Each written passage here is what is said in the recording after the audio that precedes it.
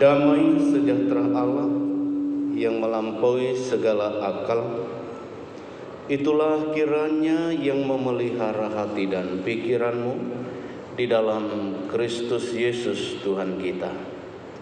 Amin. Salam. Bapak, Ibu, dan saudara-saudara, dalam minggu ini kita akan mendengarkan firman Tuhan.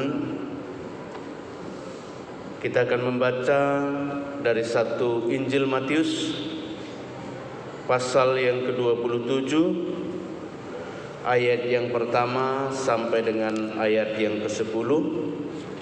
Kita baca secara responsoria. Di ayat 10 kita sama-sama membacanya. Ketika hari mulai siang, semua imam kepala dan tua-tua bangsa Yahudi berkumpul dan mengambil keputusan untuk membunuh Yesus.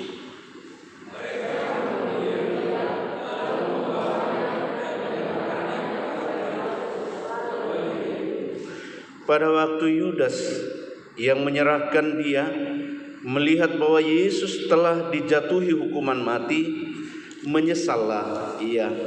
Lalu ia mengembalikan uang yang 30 perak itu kepada imam-imam kepala dan tua-tua.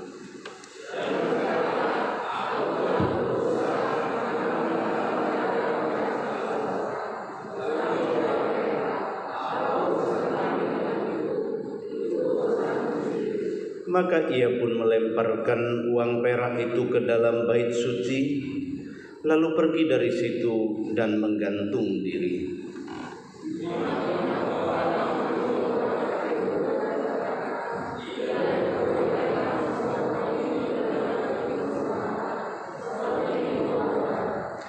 Sesudah berunding, mereka membeli dengan uang itu tanah yang disebut tanah tukang periuk untuk dijadikan tempat pekuburan orang asing.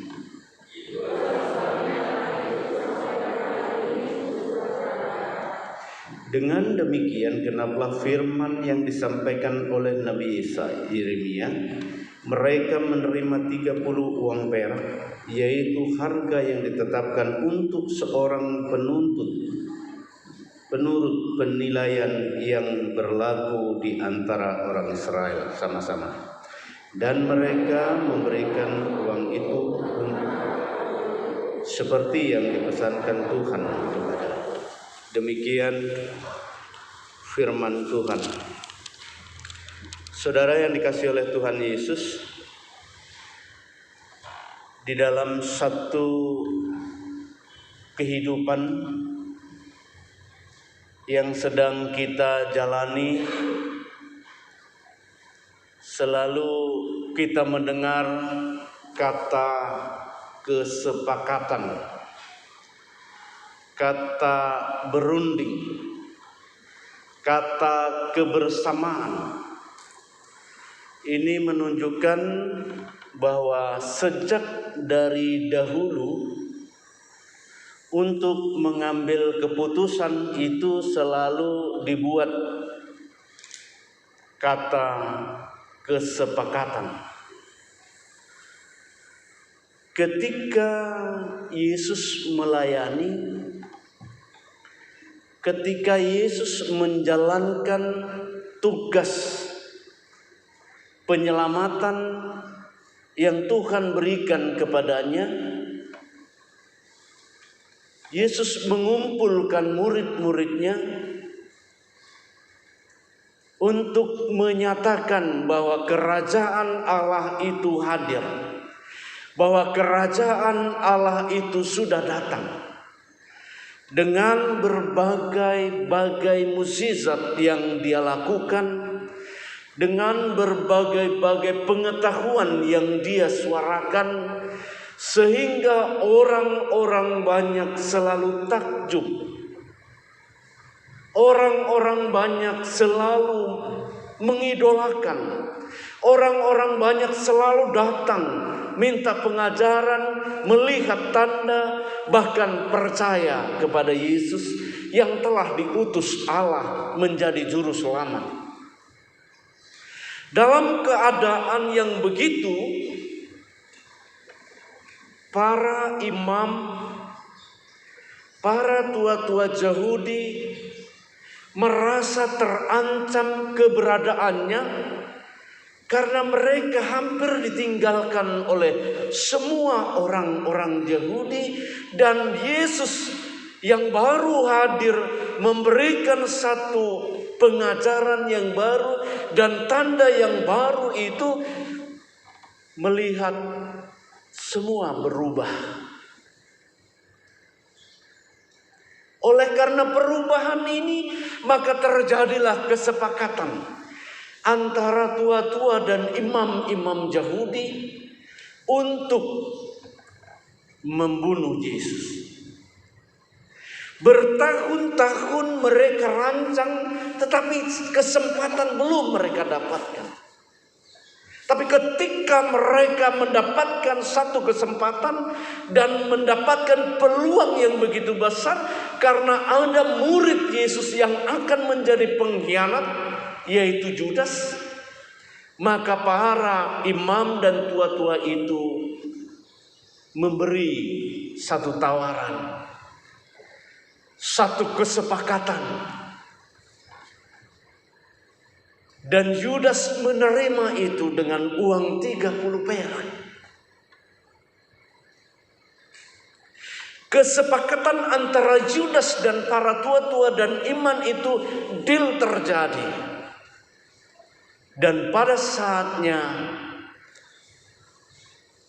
itulah yang para imam mengutus orang-orang yang akan menangkap Yesus dengan satu jalan dan ciri khas.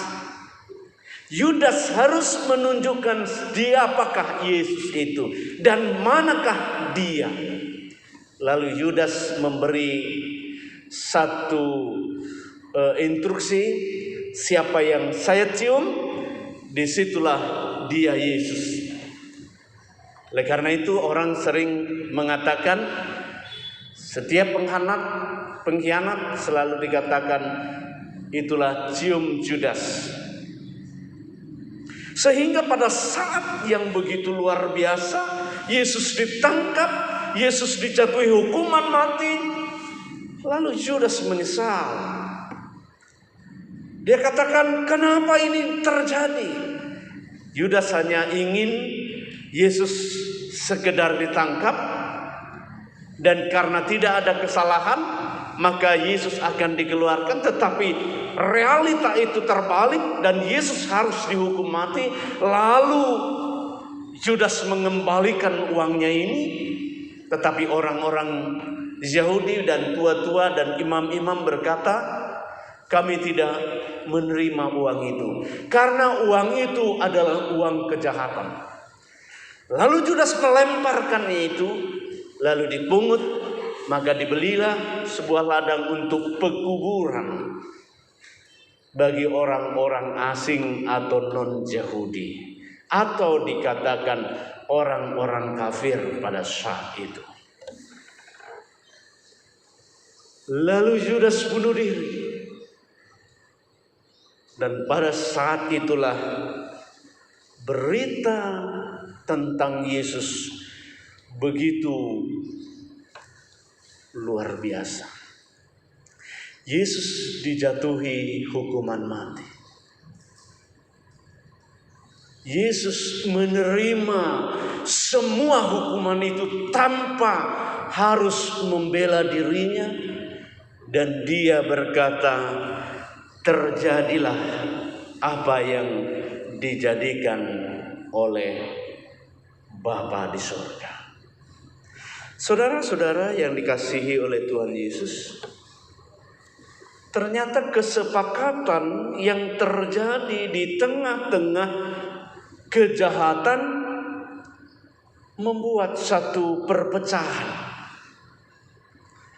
Si Judas pecah kongsi dengan imam, si Judas pecah kongsi dengan tua-tua Israel karena ada kesepakatan jahat.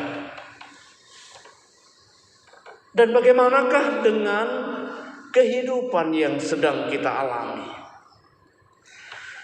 Saya berkata di satu renungan minggu ini, janganlah jual kebenaran itu dengan harta dan jabatan atau kehormatan, tapi juallah kebenaran itu untuk kebahagiaan sesama manusia. Banyak hari ini orang telah menjual kebenaran itu dengan kata sepakat didasari dengan kejahatan.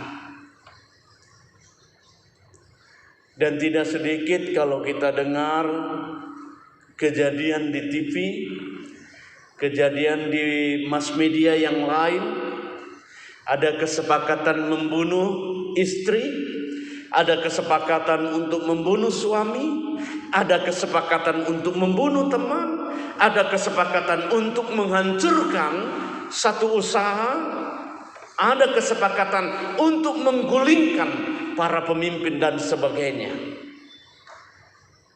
Dan hal ini terjadi dan terus akan terjadi. Tetapi firman Tuhan ini mau mengingatkan, setiap kesepakatan untuk berbuat kejahatan, cepat atau lambat, pasti ada hukumnya. Pasti Tuhan campur tangan. Tetapi orang yang selalu benar untuk melakukan kesepakatan, Tuhan juga pasti akan memberkati.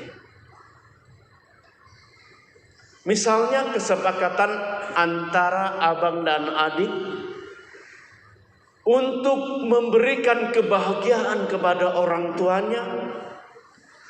Bulan 1 kamu mengirim uang kepada bapak, bulan 2 si adiknya, bulan 3 si terus menerus. Maka ini yang namanya kesepakatan yang benar untuk menjadikan orang lain bahagia, termasuk di dalamnya orang tua kita. Bukan kesepakatan kapan orang tua kita meninggal lalu kita membagi hartanya.